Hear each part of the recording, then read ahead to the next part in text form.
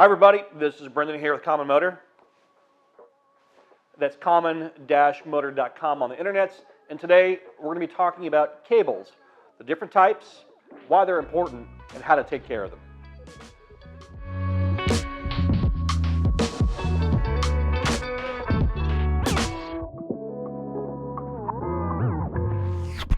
So if y'all haven't figured it out yet, cables are super important on your bike.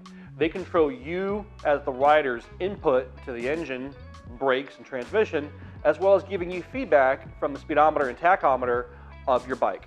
Now, regardless of the type of bike you have, whether it's a Honda 350, a Honda 750, Yamaha, Kawasaki, Suzuki, Triumph, whatever, they all have cables and they all work in the same approximate way.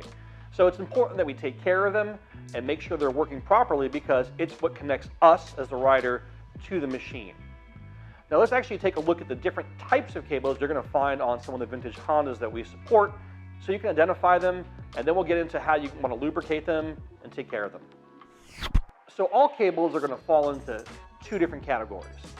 We're going to have either pull cables like this clutch cable here, where we're actually having to pull the cable and it'll return usually via a spring, or we're going to have rotating cables like this tachometer cable here, which actually spin inside the housing to drive, usually a gauge.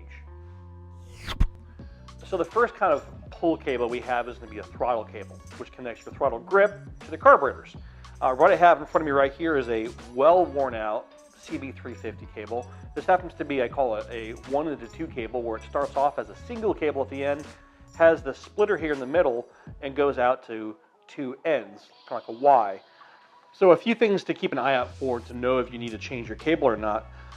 One would be if the ends are kind of like bent or like been pinched or squished on the cable so it doesn't run true in the housing. That's a sign the cable needs to be changed.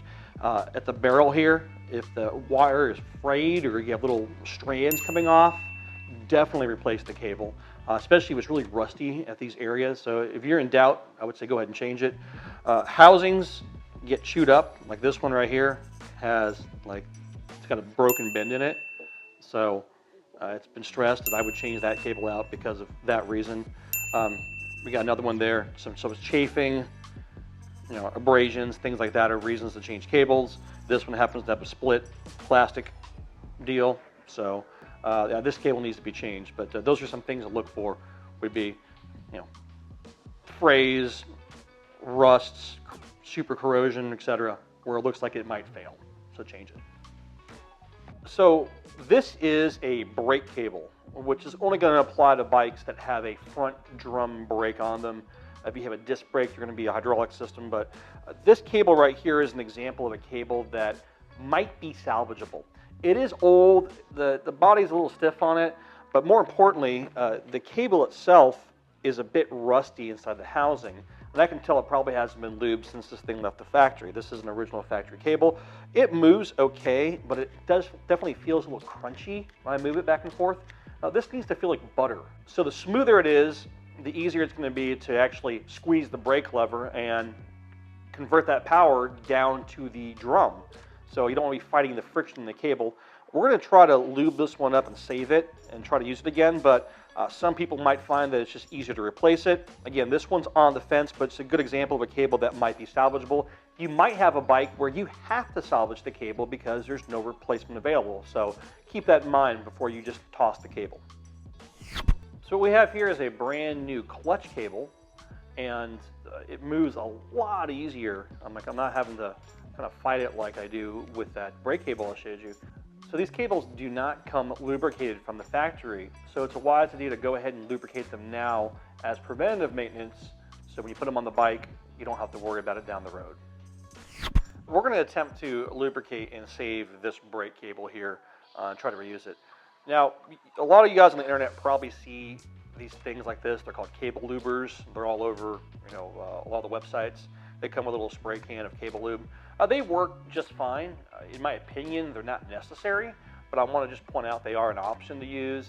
But the way this is designed is you have to end up using an aerosol type lubricant with it. And the thing to know about cables is any kind of lubrication is better than no lubrication. So we just want to make sure that the cables are coated so they don't get rusty or corroded and they operate smoothly. So again, this is an option, but we're not going to use it. What I'm going to use to lubricate the cable with is just marble mystery oil. And I mentioned it in a lot of videos because it's a thin, lightweight machine lubricant. It's really inexpensive and it has great anti-corrosion and rust properties to it. It actually kind of smells good too.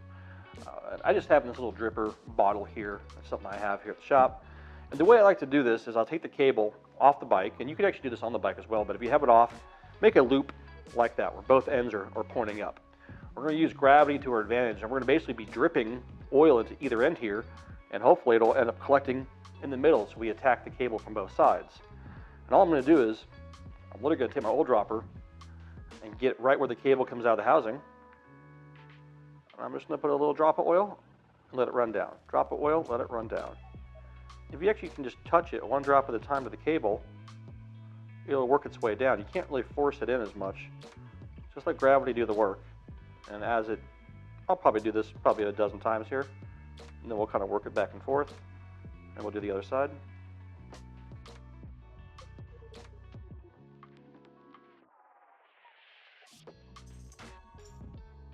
Okay, just kind of working the cable back and forth after having a good bit of oil in it. It already feels a lot better. What you might want to do is kind of let this hang up, let more oil work its way to the bottom. Maybe sit for a couple minutes, 10, 15 minutes, and then come back and drip some more oil in, and just keep working it back and forth. The more lube you can put in here and help kind of break up any of that rust or corrosion, the better. But it already feels way better than it did, and that's so hopefully we can salvage this cable and get some more life out of it. Cool. I'm pretty happy with that. So along with lubricating, let's say, your throttle cable, you also want to lubricate the other pieces that are associated with it. In this case, we're going to look at the throttle tube, this plastic tube. Oftentimes they're dry on the handlebars like this, and they work okay, but I prefer to lube them up. So what I'll do is I'll take a little bit of this, this is assembly lube, it's kind of a thin grease, but you can use regular bearing grease. And I'll just grease this up really well, and I can even add a little bit of the marble mystery oil or motor oil to kind of thin it down. More of a grease oil slurry works better than just pure grease because sometimes it's a bit thick. And yeah, lube up the metal there, lube up the plastic. And additionally, where this piece of the plastic goes inside your throttle housing here, you can lube the sides of that up as well because it does kind of rub and have friction. So that should be nice and buttery smooth if you end up lubing all that stuff up as well. Your throttle cable should snap back closed like a mouse trap if it's done correctly. Let's lubricate up a spinning cable like this tachometer cable. It's going to be pretty much tachometer cables and speedometer cables. They're pretty much the same except for the length. And in this case, I can just literally slide this part of the cable out. And this is the part that spins, this kind of flexible wire piece right here. This is a brand new cable, and there is barely any lubrication on this. And that thing will be spinning, super fast as you're cruising down the road. So we're going to make sure we lube it up. I'm going to be using this engine assembly lube here. It's kind of a lightweight grease. It works really well. It's also an EP lube, and what EP means extreme pressure, and that means it's going to stick really well to the metal and not wash off. So all I'm going to do is just kind of try to gear this thing up a little bit. But this stuff's great because it really is sticky. I've built engines with this stuff, and you open them up later on and it's still sticking to certain parts. So just putting some kind of lube in there. And someone really lucky who gets this cable is going to be happy because we already pre-lubed this cable for them.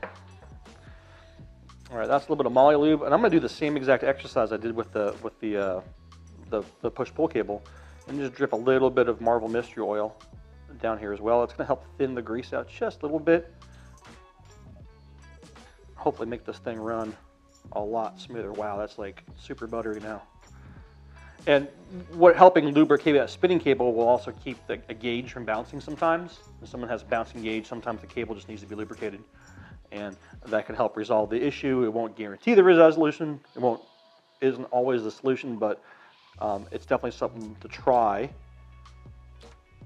in the attempt to get a gauge to work a little bit better. Just kind of working it back and forth there. And that's it. That's That'd be ready to go on the motor. So that's kind of it on cables. Whether it's a spinning cable like a tach cable or a speedo cable, or a pull cable like a clutch cable, brake cable, or throttle cable, I hope you have a better understanding of what's important about cables, how to look for worn cables, and how to lubricate them with just some simple things you might already have around the shop, which is going to help them live a long and healthy life on your bike. This is Brendan with Common Motor. That's common-motor.com on the internet. Thanks for watching. Make sure you follow us on Facebook and Instagram. Subscribe to our newsletter via our website. And of course, subscribe to us right here on this YouTube channel. And we will see you next time.